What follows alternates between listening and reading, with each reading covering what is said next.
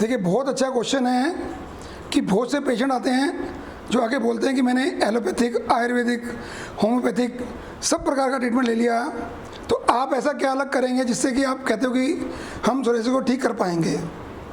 तो जैसा कि हम मानते हैं कि पहले तो रोग का कारण जानना, वो जान लिया, उसके अकॉर्डिंगली हम जो रूटीन में जो एक्शन फॉलो करते हैं वो मैं डिस्क्राइब करना चाहूँगा आप सबके साथ।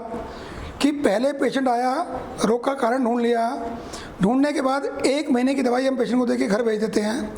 साथ में डाइट क्या क्या फॉलो करनी है वो फॉलो कराने का सिस्टम भी उनको समझा के भेज देते हैं, पूरा डाइट चार्ट बना के देते हैं। यदि पेशेंट ठीक होना चाह रहा है तो पक्की बात है कि वो जो डाइट चार्ट दिया है, वो जो दिनचर्या दी है, वो जो लाइफस्टाइल दिया है, वो उसको फॉलो करेगा। इट मीन्स पेशेंट अपने आप को ठीक करना चाहता है। तो 1 महीने बाद जब उसको हमने बुलाया यहाँ पे, 7 से 10 दिन हम एडमिट रखते हैं अपने यहाँ पे, उनकी दोबारा से एक बार काउंसलिंग करके 4 दिन या 5 दिन हम घृतपान कराते हैं। घृतपान यानी मेडिकेटेड घी, जो हमने खुद का प्रिपेयर किया हुआ है, वो मेडिकेटेड घी डोज के हिसाब से, प्रकृति के हिसाब से, पेशेंट का कितना वेट है, डिजीज़ की सिवियरिटी कितनी है, डिजीज़ कितनी पुरानी है, वो सब देख के, या क्या विरुद्ध आहार का सेवन उससे किया हुआ है, उसके अकॉर्डिंगली हम उसकी डोज डिसाइड करते हैं। इन जनरल हम लोग 30 ml से लेके 50 ml तक की डोज फर्स्ट डे की डिसाइड करते हैं। देन नेक्स्ट डे उसी के अकॉर्डिंगली 60 या 80 ml की डोज बनाते हैं। उससे अगले दिन 120 टू 140 ml की डोज बनाते हैं। फिर 160 से लेकर 200 ml तक की डोज बनाते हैं। यदि एक सम्यक लक्षण जो बॉडी पे सिम्टम आने चाहिए, जो घी हमने मुंह से पिया वो पेट में गया और वो पेट से होते हुए ब्लड के थ्रू स्किन तक आ गया, स्किन में एक लुब्रिकेशन आ गई, जो स्किन पे पैचेस हैं सोरेसिस के वो सॉफ्ट होने शुरू हो गए, या बॉडी में से स्मेल आने लगी उस घी की, तो मान लेते हैं कि सम्यक स्नान यानी प्रॉपर ओलिएशन बॉडी की हो गई है, यानी जो टॉक्सिन्स बॉडी में पड़े हैं वो धीरे धीरे लुब्रिकेट हो चुके हैं। फिर हम 5वें 6ठे दिन या जो भी दिन बनता है, 6ठा 7वां दिन बनता है, उस दिन हम उनको फुल बॉडी मसाज और स्टीम देते हैं। फुल बॉडी मसाज स्टीम देने के बाद जो नेक्स्ट डे होगा उस दिन हम उनको वमन या विरेचन, वमन में क्या होता है कि हम दूध पिलाते हैं, फिर मदन फल के साथ एक कम्बिनेशन होता है वो पिलाते हैं, और फिर मुंह से उनके जो दोष हैं वो निकालते हैं, वोमिट के रास्ते निकालते हैं। तो ये प्रोसेस तो हो गया वमन। यदि वमन नहीं कराना, विरेचन कराना है, तो विरेचन में क्या है कि बाकी सब प्रोसेस तो वही रहा, घी पीने तक और मसाज कराने तक। और लास्ट डे पे हमने उनको सुबह सुबह मसाज कराई, स्टीम दी, स्नान करने के बाद भगवान धन्वंतरी से आशीर्वाद लेने के बाद हम लोग उन्हें एक मेडिसिन टेबलेट देते हैं।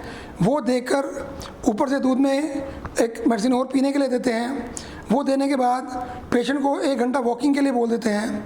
वॉकिंग करते करते थोड़ा नोजिया होगा फीलिंग, थोड़ा जी कच्चे जैसी फीलिंग होगी, तो उसके बाद मोशन आना शुरू होगा। जब उसको मोशन आने शुरू हो जाते हैं तो हम साथ साथ उसको जल पिलाते हैं।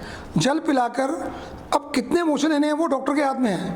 वो हमें मालूम होता है कि इस पेशेंट की ये तासीर है, इतनी इसकी डिजीज़ है, इतनी डेप्थ ऑफ डिजीज़ है, इतने टॉक्सिन्स इसमें हैं, उसके अकॉर्डिंगली मिनिमम 10 मोशंस या 15 या 20 या 30 मोशंस कितने लेने हैं, वो मोशन हम पेशेंट की बॉडी के वेट के हिसाब से, पेशेंट की प्रकृति के हिसाब से, या डिजीज़ की नेचर के हिसाब से हम वो लेते हैं।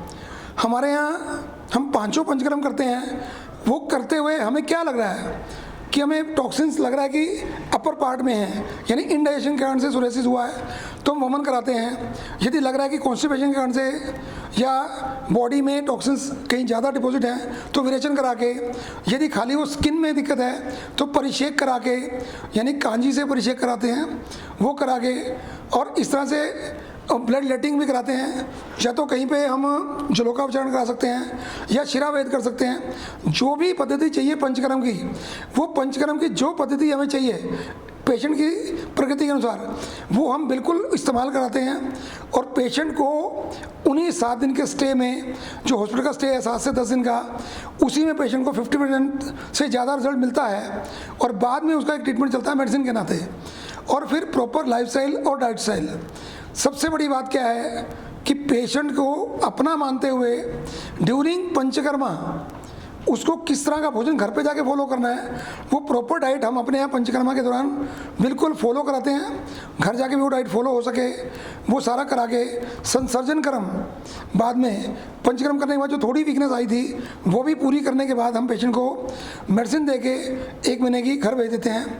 डिपेंड करता है कि डिजीज़ ज़्यादा है तो पंचकर्म रिपीटेडली 2 बार करना है, 3 बार करना है या 5 बार करना है। मेरे खुद के व्यक्तिगत अनुभव में पिछले 25 साल में सिर्फ एक ही पेशेंट थे जिनको मैं कंटिन्यू 4 बार विरेचन देना पड़ा, अदरवाइज किसी को 2 किसी को 3 विरेचन देने से सोरियासिस बिल्कुल ठीक होती है।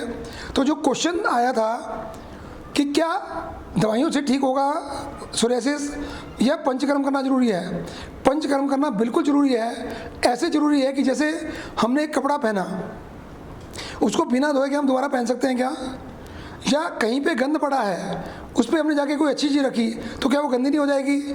हमने दवा तो दी थी इसलिए कि हम उससे बीमारी को ठीक कर पाएंगे, पर हुआ क्या कि अंदर तो टॉक्सिन पड़े थे, जो दवाई हमने दी उससे वो टॉक्सिन थोड़े कम तो हुए पर निकले नहीं।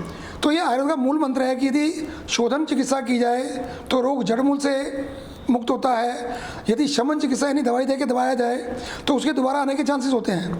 तो इसलिए सोरियासिस जैसी क्रोनिक डिजीज़ में, ऑटो इम्यून डिजीज़ में जो हमारे अंदर का सिस्टम डैमेज हुआ है उसको रिवाइव करने के लिए पहले डिटॉक्सिफिकेशन यानी पंचकर्मा करना बहुत ज़रूरी है। पंचकर्म करते ही यदि औषध देंगे तो मेडिसिन का इफेक्ट डबल आता है। हमने बहुत बार अनुभव करके देखा है, यदि सिंपल मेडिसिन दी, कोई पेशेंट किसी कारण से नहीं आ पा रहा है, समय नहीं है, हमने दवा दी तो उनको टाइम ज़्यादा लगता है ठीक होने में। यदि हमने पंचकर्म कर दिया तो मेडिसिन का इफेक्ट डबल होता है। तो ये पंचकर्म का महत्व है। जड़ मूल से रोग ठीक करना है तो हमें पंचकर्म की चिकित्सा लेनी ही चाहिए। और आयुर्वेद गुरु आप सबके लिए हमेशा तत्पर है कि आप ठीक हों, सदा स्वस्थ रहें। थैंक यू, धन्यवाद।